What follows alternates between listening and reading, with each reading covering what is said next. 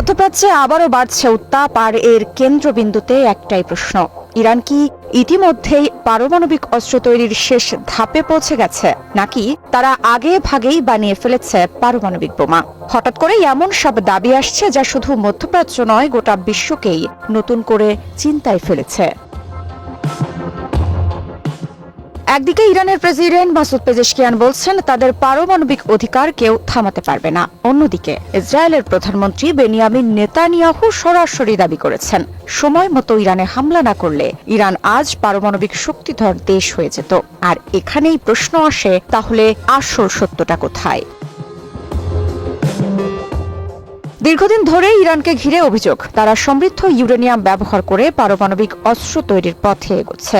এমনকি আন্তর্জাতিক পরমাণু শক্তি সংস্থা IAEA জানিয়েছে ইরানের কাছে 60% বেশি মাত্রায় সমৃদ্ধ ইউরেনিয়াম রয়েছে, যা চাইলে দ্রুত 90% উন্নীত করা সম্ভব। তবে এখানেই দ্বন্দ্ব। ইরান বারবার বলছে তাদের এই কর্মসূচি সম্পূর্ণ বেসামরিক বিদ্যুৎ উৎপাদন ও চিকিৎসা খাতে ব্যবহারের জন্য, কিন্তু পশ্চিমা বিশ্লেষকদের মতে এত উচ্চমাত্রার ইউরেনিয়াম বেসামরিক কাজে প্রয়োজন পড়ে না। সাম্প্রতিক সংঘর্ষে যুক্তরাষ্ট্র ও ইসরায়েল ইরানের ওপর বড় ধরনের চাপ সৃষ্টি করলেও পুরো পারমাণবিক কর্মসূচি ধ্বংস করা যায়নি, এমনটাই বলছে বিভিন্ন গোয়েন্দা সূত্র। কিছু অবকাঠামো ক্ষতিগ্রস্ত হলেও মূল সম্পদ সমৃদ্ধ ইউরেনিয়াম এখনও ইরানের হাতেই রয়েছে।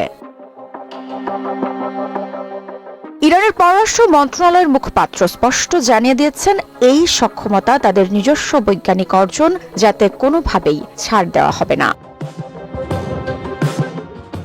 তাহলে প্রশ্নটা থেকেই যায়, ইরান কি সত্যিই পারমাণবিক বোমা তৈরির দ্বার প্রান্তে, নাকি এটি কেবল ভূ রাজনৈতিক চাপ তৈরির খেলা?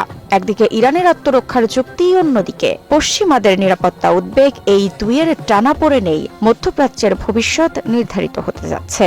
বিশ্ব এখন তাকিয়ে ইরান কি তার পারমাণবিক সীমা অতিক্রম করবে, নাকি এই উত্তেজনা থেকেই জন্ম নেবে নতুন কোনো সমঝোতা।